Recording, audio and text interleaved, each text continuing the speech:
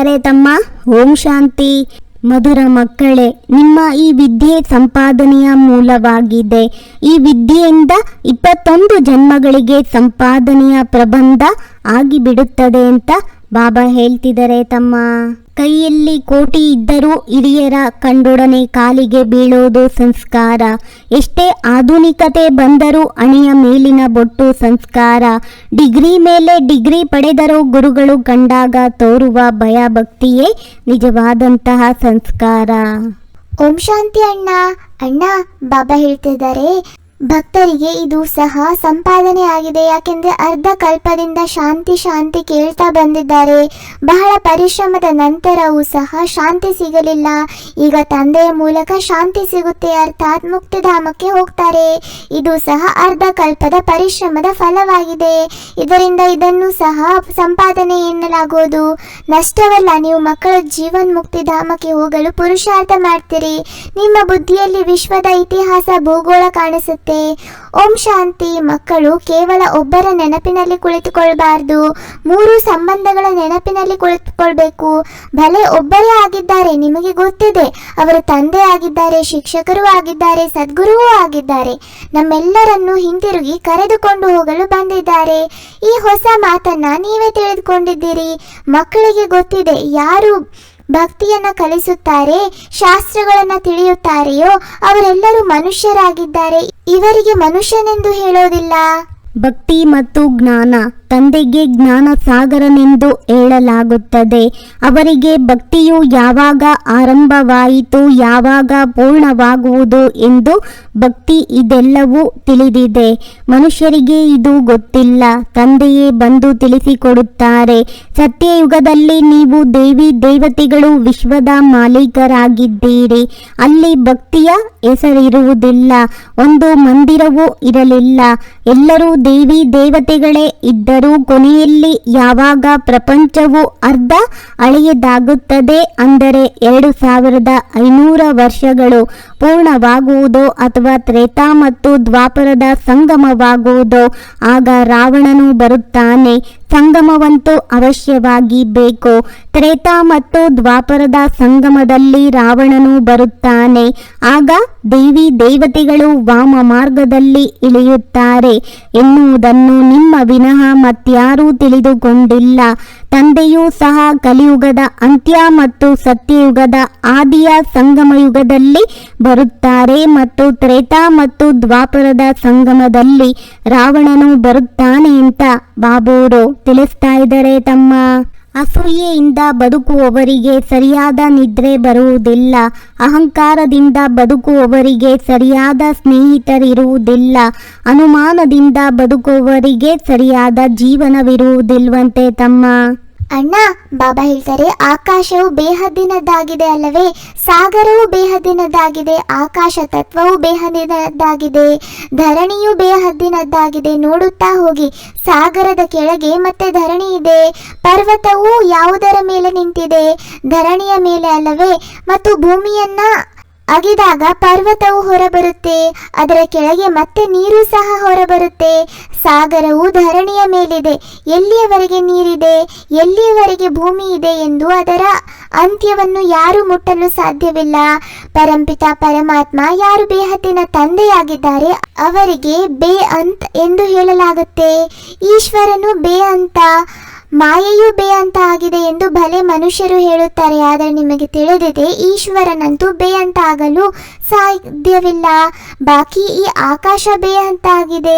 ಈ ಪ್ರಪಂಚ, ಈ ಪಂಚತತ್ವಗಳಿಗೆ ಆಕಾಶ, ಗಾಳಿ, ನೀರು, ಬೆಂಕಿ, ಈ ಪಂಚತತ್ವಗಳು ತಮೋ ಪ್ರಧಾನವಾಗುತ್ತೆ. ನಂತರ ತಂದೆ ಬಂದು ಸತೋ ಪ್ರಧಾನವಾಗಿ ಮಾಡುತ್ತಾರೆ. ಆತ್ಮ ಎಷ್ಟು ಸೂಕ್ಷ್ಮವಿದೆ, ಅದರಲ್ಲಿಯೂ 84 ಜನ್ಮಗಳ ಪಾತ್ರವಿದೆ. ಭಕ್ತಿ ಮಾರ್ಗದ ಎಷ್ಟೊಂದು ಸಾಮಗ್ರಿ ಇದೆ. ಮನುಷ್ಯರಿಗೆ ಹಣವಿದ್ದರೆ ಖರ್ಚು ಮಾಡುತ್ತಾರೆ.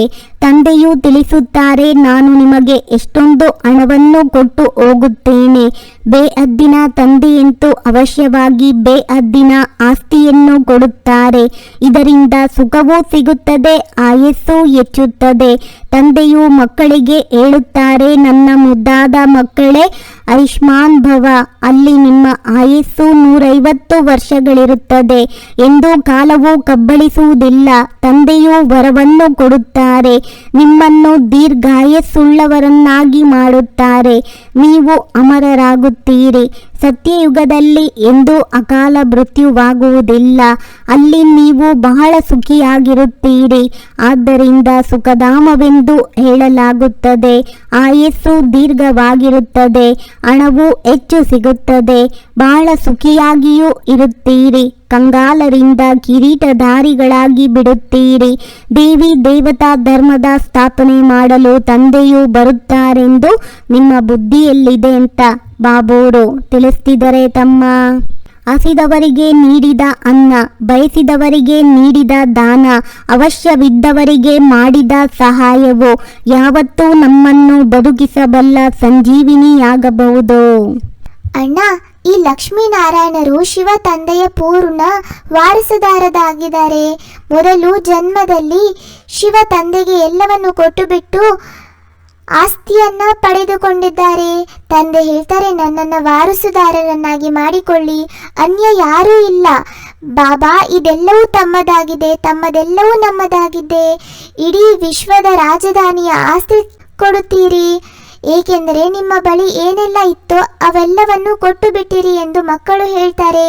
ನಾಟಕದಲ್ಲಿ ನಿಗದಿಯಾಗಿದೆ ಅಲ್ವಾ, ಅರ್ಜುನನಿಗೆ ವಿನಾಶವನ್ನು ತೋರಿಸಿದರು, ಚತುರ್ಭುಜವನ್ನ ತೋರಿಸ್ತಾರೆ. ಅರ್ಜುನ ಎಂದರೆ ಮತ್ಯಾರೂ ಅಲ್ಲ, ಇವರಿಗೆ ಅಂದರೆ ಬ್ರಹ್ಮ ಸಾಕ್ಷಾತ್ಕಾರವಾಯಿತು.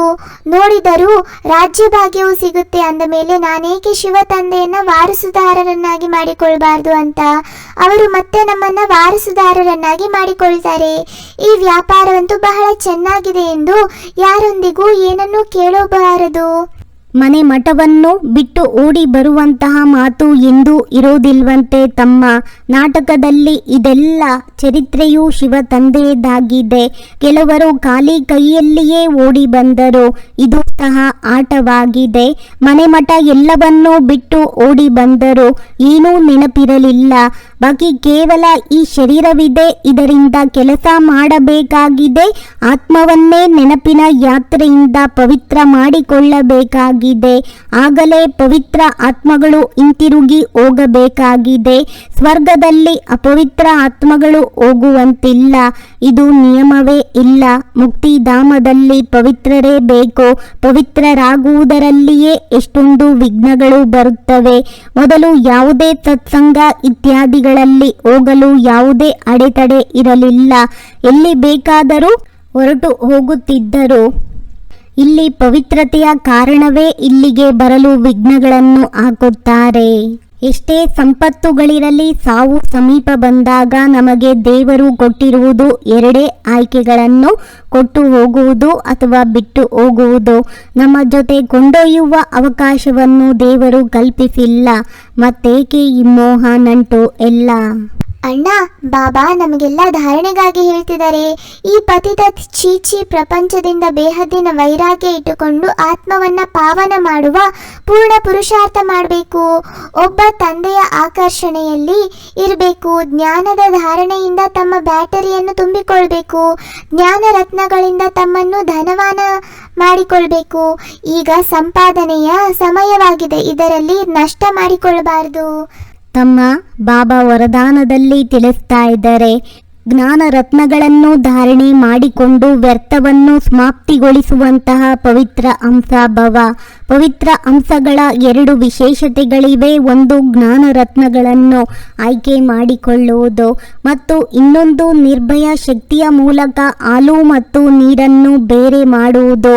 ಹಾಲು ಮತ್ತು ನೀರಿನ ಅರ್ಥವಿದೆ ಸಮರ್ಥ ಮತ್ತು ವ್ಯರ್ಥದ ನಿರ್ಣಯ. ವ್ಯರ್ಥವನ್ನು ನೀರಿನ ಸಮಾನ ಎಂದು ಹೇಳಲಾಗುತ್ತದೆ ಮತ್ತು ಸಮರ್ಥವನ್ನು ಹಾಲಿನ ಸಮಾನ ಅಂದ ಮೇಲೆ ವ್ಯರ್ಥವನ್ನು ಸಮಾಪ್ತಿ ಮಾಡುವುದು ಅರ್ಥಾತ್ ಪವಿತ್ರ ಅಂಶ ಆಗುವುದು. ಪ್ರತಿ ಸಮಯದಲ್ಲಿ ಬುದ್ಧಿಯಲ್ಲಿ ಜ್ಞಾನ ರತ್ನಗಳ ವಿಚಾರವೇ ನಡೆಯುತ್ತಿರಲಿ, ಮನನ ನಡೆಯುತ್ತಿರಲಿ, ಆಗಲೇ ರತ್ನಗಳಿಂದ ಸಂಪನ್ನರಾಗಿ ಬಿಡುತ್ತೀರಿ. ಸ್ಲೋಗನ್: ಸದಾ ತಮ್ಮ ಶ್ರೇಷ್ಠ ಸ್ಥಾನದಲ್ಲಿ ಸ್ಥಿತರಾಗಿದ್ದು ವಿರೋಧವನ್ನು ಸಮಾಪ್ತಿ ಮಾಡುವವರೇ ವಿಜಯೀ ಆತ್ಮರಾಗಿದ್ದಾರೆ ಅಂತ ಬಾಬಾ ಹೇಳ್ತಾ ಇದ್ದಾರೆ. ನಾನು ಅಂದ್ಕೊಳ್ತೀನಿ ಇಲ್ಲಿ ಅಣ್ಣ ತಮ್ಮರ ವಾರ್ತಾಲಾಪ ನಿಮ್ಮೆಲ್ಲರಿಗೂ ಇಷ್ಟ ಆಗ್ತಾ ಇದೆ.